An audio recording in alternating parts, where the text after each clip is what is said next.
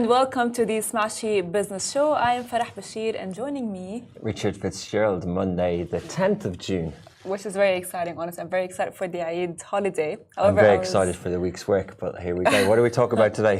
So, for today, we have the Emirati's father's viral tweet lands on a dream job offer from Emaar founder, as well as Starbucks reports global sales decline of 1.8% amid boycotts, biggest drop in the US market in years, and Egyptian customer orders $631 iPhone 13 from Amazon. However, he received a pack of local tea, which is kind of like a funny story, to be honest with you, because like it's just like describes the I'd say the the scams that people can go through. But let's jump to our first story. The mistakes with like e-commerce and things like that. But so far, just going back, so it's the middle of June, it's the 10th of June, it's the end of Q2.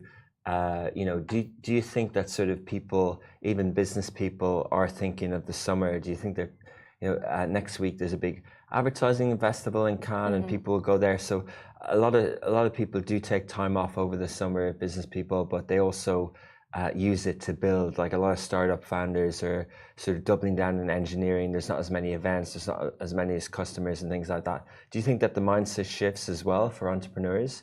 I think honestly not. I don't think it does shift, but I think that a lot of entrepreneurs start during the summer because like it gets busier and more traffic comes in through during the winter. That's when a lot of like the businesses actually do start developing through. Yeah, and there's a lot of, for Eid, we did a story of one of the e-commerce platforms, you're able to order sheep as well in Egypt and things. So seasonal activities, Eid al-Adha is sacrifice as well. A lot of seasonal activities do see an uplift in business activities. Yeah.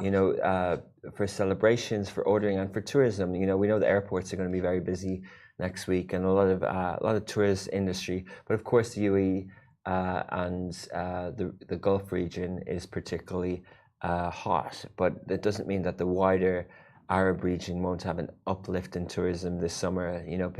Places like Lebanon and on the coast of Egypt and places like that as well. Agreed. So it's a big summer ahead. Yeah, no, I agree with you honestly. Like during the summer, countries, their economy grows and it becomes better because tourism does as well increase. Yeah, things like wedding season and stuff. I was driving down Sheikh Zayed Road and immediately it's travel season, because all the ads are promoting something. They're either an airline or a destination or even luxury items that you can carry. I saw bags and all this sort of stuff. Yes. So very much brands are thinking of it's which products can we push now for travel season. 100%. The other day I was driving and I have seen an airline, having, let's say, an offer to travel because it's travel season, and as well, it's better for their economy, for the travel agency. And they do these things and these offers, of course. And you can see, by the way, like during the summer, as you said, like wedding season, there are as well a lot of, I'm not getting married or anything, but there are a lot of like offers coming through my Instagram page, like, hey, if you want a wedding or if you want an engagement, you can get through all of these things for this much amount of money, which is really, by the way, I would say it is a catch for someone who is actually getting married. Yeah, definitely. No, there's a lot, there's a lot of stuff going on. 100%. I'm in that boat as well, but so there's a lot of things to plan and things like that. It's quite an interesting time. It's an interesting time to make the most of the summer and enjoy it as well. So as you were saying, the headlines today. So, the Emirati father's viral tweet lands on a dream job offer from Emaar founder's social media platform. It was via X. He witnessed a huge response in support of Emirati student Ahmed Ibrahim Al-Shamsi after his father's spontaneous tweet questioning his son's graduation venue. Moments later, Mohammed Al-Abbar, founder of Emaar Properties, offered Ahmed a job. Ahmed's father, Ibrahim Al-Shamsi, shared his surprise at the overwhelming reaction, which included comments, job offers, and gifts. This gesture from Al-Abbar reflects the unity within the UAE and so on, which, by the way, it's very exciting because I think when Ahmed Al-Abbar offered the son the work, it's because he's investing in the upcoming generation. And sometimes we do tend to think of investment as hey, payments and so on, but investments can come in forms of people. Yeah, I agree. What was wrong with the venue? There was a problem with the graduation venue, and of course they tweeted, but the guy did not tweet specifically about the graduation venue. However, he tweeted about his son wanting to find a job and so on. He's graduating. And Hamid Al gave him a job. And Yes. so Emaar is a conglomerate, right? It's got hospitality, it's got retail, it's got malls, and we see the big True. announcements of Dubai Mall Yes. expanding. Also, if you follow Hamid Al on Instagram, he posts a lot about new places that he's opening. He's opening somewhere in Riga in Latvia, which is quite interesting, the countries that he's choosing to do developments in. Of course, there's other parts of the region as well. But I just wonder where this person is going to join, because they've got Noon, which is a massive e-commerce platform too. Exactly. I mean, we don't know where he is going to be joining yet, but he has mentioned that he will be, because he wants to showcase the impact of social media and fostering the positive environment for graduation, right? So he will be joining the Emaar. Anything. Yeah, I could join anywhere in the group. Yes, if you had a from the choice, group. if you were starting out and you had a choice across the Emaar group, where would you pick? That's a very tricky question, because maybe I would pick.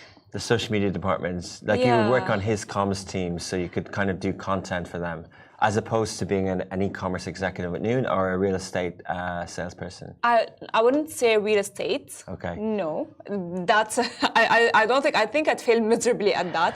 However, I think maybe I would work as a social media person with. Maybe Dubai Mall. Okay, it's a good, they have good brands, right? Like They it would be do. a good career. It'd be good, Yes. yeah, absolutely. 100%. You know what they've also done lately? A friend of mine actually is involved, but so Hamid Al Abar believes in that lifestyle and wellness is the future of all his developments and communities. So he's built a brand, or they have, called VO, and VO is the Emaar basically wellness club and gym. So all the developments now of Emaar are going to have a VO gym built in, which is quite smart, because it branches them into another area of wellness and the gym industry without sort of letting other people. There's so many cool gyms now in Dubai popping up, but the Emaar communities are going to have these VO gyms as well. I mean, honestly, it's. I think Emaar and Ahmed Al-Abar, they're just very smart, because they're investing in things that the people want right now, the residents want, for the residents' well-being, whether it's gyms, malls. Why do you think that they don't do a media company? Because they tried some content before, but I think it was done in a marketing aspect and it didn't sort of come across as media, right? I think because we were talking last week, you and I, about Al Habtoor launching a media channel. And why do you think Emaar haven't? I think because launching a media channel requires a lot of effort, and maybe their expertise rely more of Actually, do you know what? They do have one. They do? Well, kind of. So the way the cricket, the T20 World Cup is on at the moment in the US. We just saw last night that Pakistan lost to India.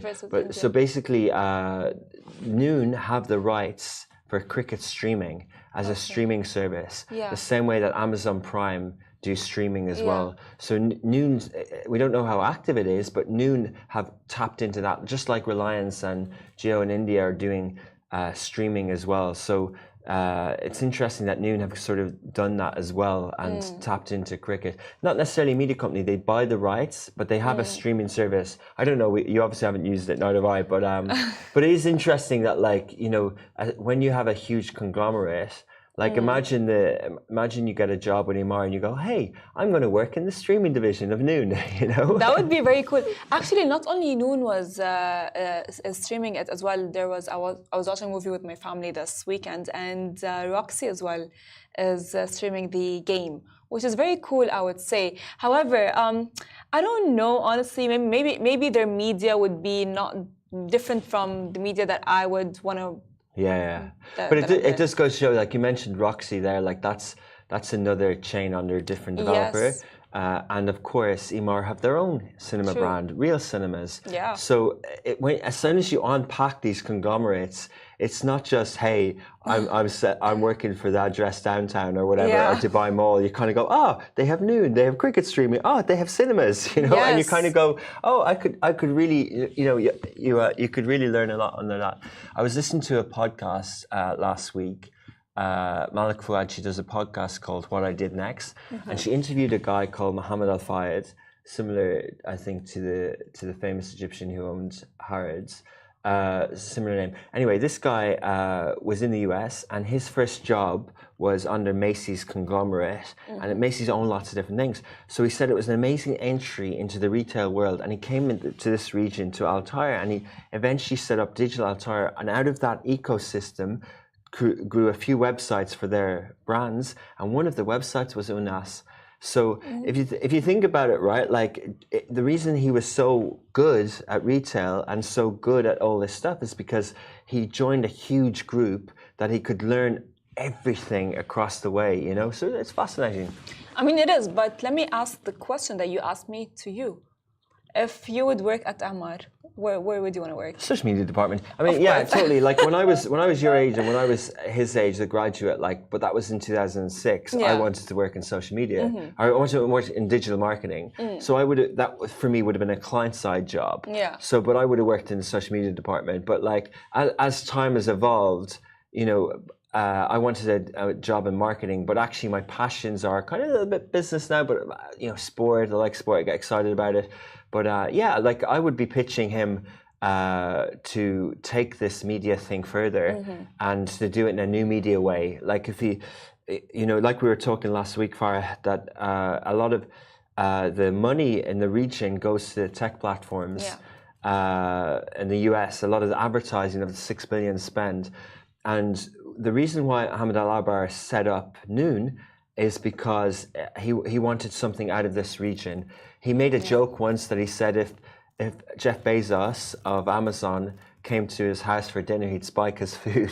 In other words, keep it in the region. And this is kind of passionate leader who wants to build for this region, wants to hire people like this, Arab graduates, Emirati graduates, create jobs for them, you know, create the economy in the region. So I would say to him, then why don't we build our own media channel, whether it's a TikTok or a Facebook or even just a streaming service that can compete with Amazon and things like that, and Amazon Prime, but also the tech platforms like Facebook and Google and all of the others. Why not? Someone like that's ambitious, and so are we.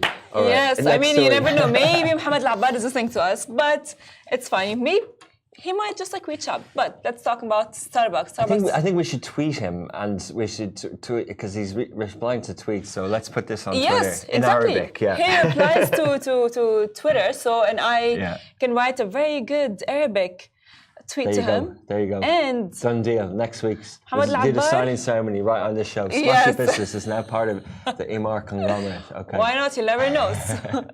So Starbucks reports global sales decline of 1.8% amid boycotts, which is the biggest drop in the US market in years in recent months. Starbucks has encountered a series of challenges that have led to a decline in sales figures. The company's troubles stem from a combination of factors that start with the boycott movement due to the Gaza genocide, which then resulted in sales decrease. And according to the BBC, even some of the Starbucks' most loyal customers are joining the boycott. Active participation among rewards members saw a rare 4% decline compared to the previous quarter, which is believed to be a consequence of price increase resulting from overall sales decline amid boycotts. Now, these controversies have taken a toll on Starbucks' bottom line, with the company reporting a 1.8% decline in global sales at the start of 2024. In the United States, its largest market sales at stores open for at least a year dropped by 3%, making the most significant decline in years. It's an interesting ongoing story, Farah, and you explained all the detail there and covered the global impact of this. It's an interesting story. I think some of the headlines in FT, particularly over the weekend, said that they've got issues internally, that there's infighting. And, you know, up until now, we've been very granularly looking at a local market issue. And, of course, the franchise owner in the UAE do it in a Kuwaiti company, Al-Shar, do an incredible job at giving back to the community. And, you know, they have many other brands as well. But we have seen a slump. And, you know, I'm just reading here that in other Muslim majority markets like Indonesia, Starbucks have donated $314,000 to provide 100,000 meals to people in Gaza. So there's a lot of stuff happening there.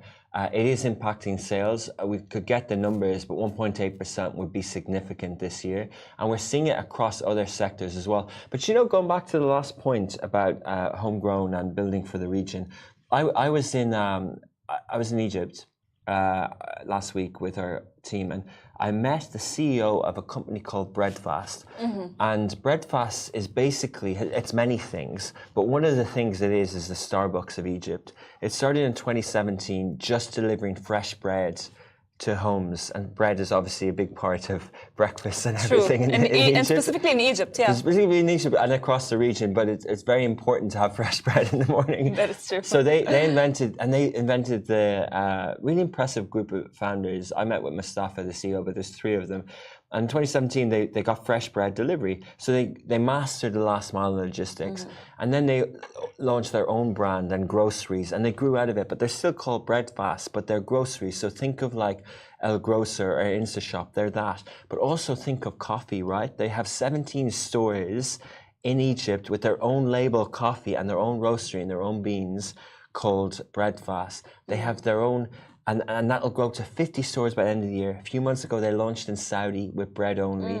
Farhad, 40% of their, if not 60, I think I remember the number being 40, of their products on the grocery app is own label. So Breadfast, they've raised, they won't say exactly how much, but roughly $100 million. So they haven't admitted, but I think they're a unicorn. Yeah. They're on Series B, nearly Series C, I think.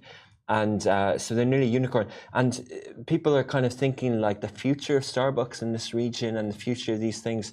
I wouldn't be surprised in the future, in 10, 15, 20 years, we see more Breadfast popping up across the UAE than we do Starbucks. That is true, by the way. And not only that, I think honestly with what's happening in Starbucks and the boycotts and all of that, it's allowing other businesses, like local businesses, to actually shine through, and they are doing better. Yeah, that's true. I mean, I was talking about the, yeah, you're right. Like, I think there is that point about local businesses as well, absolutely. Like local coffee shops. And that's great. That's great. But I think, you know, the reality is that these chains, these franchises do have more power to spread across the way. Sure. And it would be good if it wasn't just the local homegrown coffees up against the global ones, that if we had our own global chains in this region, similar to the streaming services, then it would be good as well.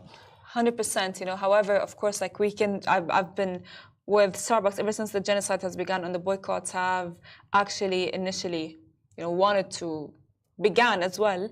We just like keep on seeing a decrease in the numbers of their shares. They as well, you know, like let go of a lot of, you know, employers as well, which is very kind of like sad. However, of course, the number is not easy. Like 1.8% is not something little for Starbucks, specifically in the United States. Yeah, absolutely. Yes. I mean, look, we all need jobs. It's fundamental to the economy and everything like that. But if we are thinking as people of Gaza that, you know, we're, you know, they're the ones who need bread and who need coffee the most. So 100%. I did see a stat that the price of one cigarette is $10 on the streets of Gaza at the moment. So it just shows, and we knew that from our 2 journalists who were there, although they haven't been able to work, but we knew that the prices had increased. People were saying we can't get money in or whatever, but it's not a sanctioned country.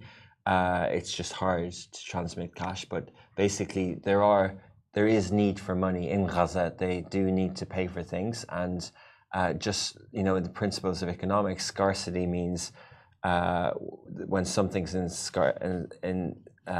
what's the word? When something's in short supply, thank you, the price goes up. And so there is an economy there, but it's just everything's 10 times more expensive. 100%, and that's what's been happening, you know, like, because like what's happening in Palestine is the fact that they know that the people of Gaza and Palestine, they want these things, the daily essentials. And so because of that, and they want money, they want to take the money out of the people of Gaza and Palestine, they increase the price. And by the way, this happens in every country that has faced war. It has happened like I would say in my country as well, and in Syria, every country. yeah. Oh yes, Absolutely. for sure. I mean, the economy went down. You know, the £1 of like the Syrian pound, or like the same goes for like Palestinian pound. Absolutely. It's like like a lot of like United States dollars. But Yeah. let's jump to our next story. So, which by the way is a very funny story. So, Egyptian customer orders $631 iPhone from Amazon and receives a packet of local tea instead. Now, this is a very funny story. It's not one-off occurrence for Amazon customers in Egypt. On this Facebook group, there are dozens of posts from customers who ordered expensive products, mostly smartphones and tech gadgets, only to receive empty boxes, Apple power banks, or other random items like paper or bags of pasta. Lol. The comments mostly criticize the buyer for purchasing from Amazon, which is on the boycott list instead of buying from local sellers. This, of course, angered the customers and ended with eventually deleting the post. This, by the way, is not a good look for Amazon. Yeah. Because it's not the only, it has happened as well, like not once, but if it happened more than once, it's not a good look for Amazon, because like, why are you allowing such products to be sold via Amazon? Yeah. And why would someone buy a tech product from Amazon? Like, yes, because people think that it's cheaper from Amazon. Well, the other reason they do is because imports in Egypt, the tariffs are so high. Like, I remember trying to buy an iPhone cable in Egypt, and it's just super, super expensive. So to get Apple products in Egypt is so hard. So people have to ship them in, and obviously needs reliable e-commerce websites. You know, there's a Facebook group, and there's dozens of posts where customers order expensive products on Amazon in Egypt, mostly smartphones and tech gadgets, only to receive empty boxes, Apple Power Bank and others. So people are scamming there.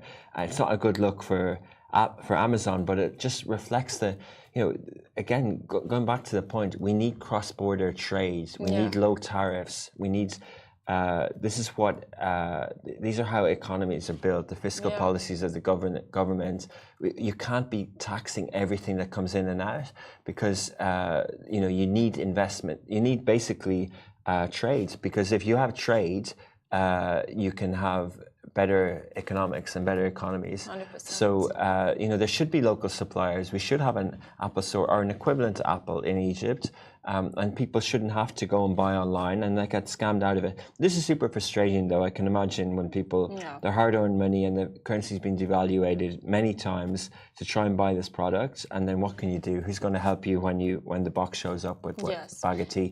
100%. And we know, by the way, as well, like in Egypt, the currency in Egypt has really gone down. It's not really doing that well. The economy in Egypt as well is not the greatest yet. Of course, you know, we hope it.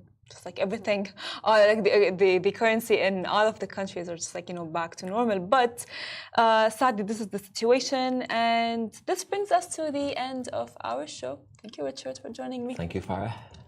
Have a good week, everyone. Bye-bye.